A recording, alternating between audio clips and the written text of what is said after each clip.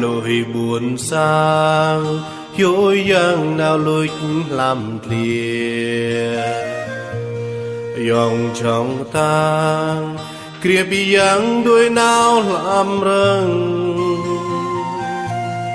tuy toái lan giang ruồi chẳng móc lấy nghĩa mà gặp vui na lại buồn thì cứ chấm gru trái dòng tay bắt xa ai nói lan kêu từng mừng chặt nhau màu lăn chinh chát lê đề ga lê tú thun rộp là lưu chi vui na tờ bé lại em ta mừng này trời nào xa ai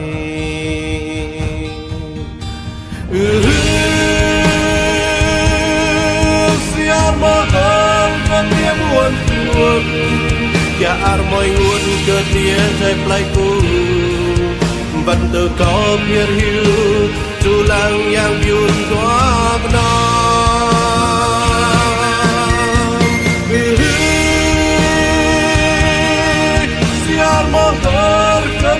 buồn buồn ya mọi nguồn cơ tia đẹp lại cu siar morning nông mi kiêng ba cơ đầy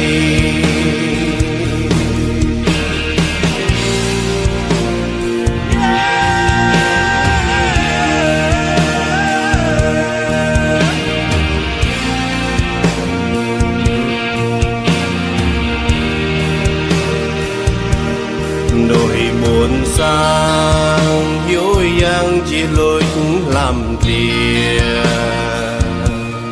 dòng trong tang kiếp giang lẽ chia làm vang tuy toái lan giang ruồi chẳng móc lấy nghĩa chỉ gặp vui na lẽ buồn thì cứ chẳng gru chạy dòng tay bất xa ai nói lan kêu từng mừng chặt nhau màu lăn chinh chát nát đề ga lê tú thun rộp là lưu chi vui na đợt bé lại em ta mừng này trời nào xa ai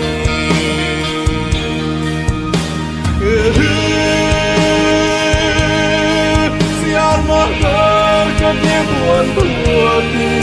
ya mọi nguồn ketia trời playku vật từ cỡ đôi nào tơ tu yang yun doa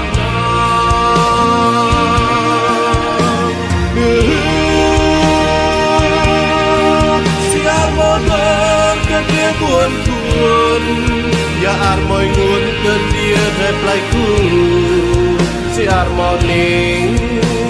nông mi kiêng ba cơ đầy